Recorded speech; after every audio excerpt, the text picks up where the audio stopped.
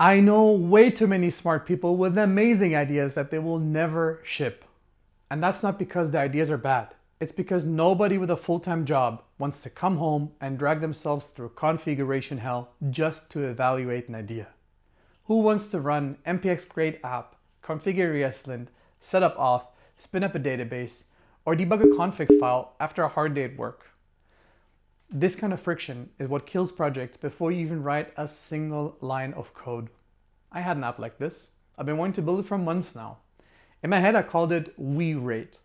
It's a simple app to rate co-working spaces like WeWork, because I travel a lot, and in cities with multiple WeWorks, I can never really remember which ones had a nice view, or had a mini market, or are actually full even though they say they're available. But the thing is, the cost of starting a project like this always outweighed my motivation. I could just use Google Photos or Google Maps, but I wasn't really happy with that. So when Google Antigravity released, I decided to give it a try. But here's the key. I didn't vibe code it. I wrote a product requirements document. I defined the stack: Nux 3, Tailwind, Phosphor Icons, Cloud Run, and Postgres. I treated the AI like a junior engineer who needs clear instructions, not like a magic wand. That's why I had to define constraints. And the goal was simple: bypass the boilerplate phase and get straight to iterating my product. Now, let's be real about the timeline. I didn't finish this in an hour. That would be YouTube hype. Let me tell you exactly what happened. On the first afternoon I worked on this, Antigravity had just released. It was already 5 p.m. in the afternoon because I live in Europe, and I give it the PRD that I had just built using Gemini voice mode to go back and forth and flesh out my requirements. And it generated the boilerplate, Nux 3, Postgres, Drizzle, and I had something that served as nothing more than a landing page.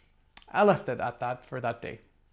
Afternoon 2, I told Antigravity to build the actual application. Forms, inputs, image uploaders, and I started adding the first places using this UI that I just built. I kept iterating on it, and on day 3, this is where it usually breaks. I realized my data model for amenities was too rigid. I told Antigravity to refactor it into a dynamic database table with autocomplete for things like mini market or nice views. Usually, this is where tools lose context. They hallucinate UI, break migrations, or break types. Antigravity kept the thread.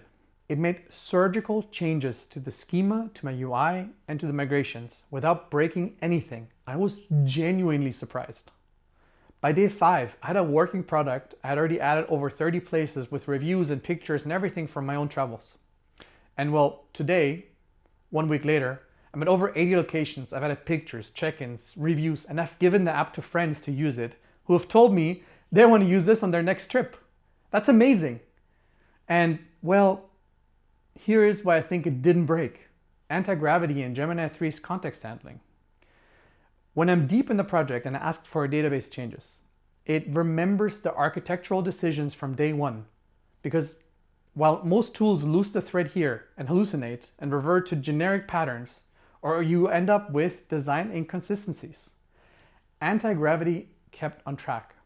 That persistence is the difference between a prototype you throw away and a product you keep building on. Now, before I could go live, I realized WeRate is not available as a domain. So if you want to check it out, it's available at raumradar.app. I'll link it in the description of the video. Now the question is, does this replace engineers? No, it does something way more interesting. It turns your experience as an engineer into pure leverage. The bottleneck used to be your ability to type. Now it's your ability to see around corners, to know why a schema will fail, to know why something will be a bug. When I hit that data model issue on day 3, I didn't describe the symptom. I told Antigravity exactly what to do. Refactor amenities into a dynamic table with autocomplete. A non-engineer would have been stuck describing symptoms, not solution. That experience doesn't get automated, it gets amplified. If you can write the PRD that tells the AI what success looks like, you can build software now. So if you're an engineer sitting on an idea, write the PRD. The tool's are ready.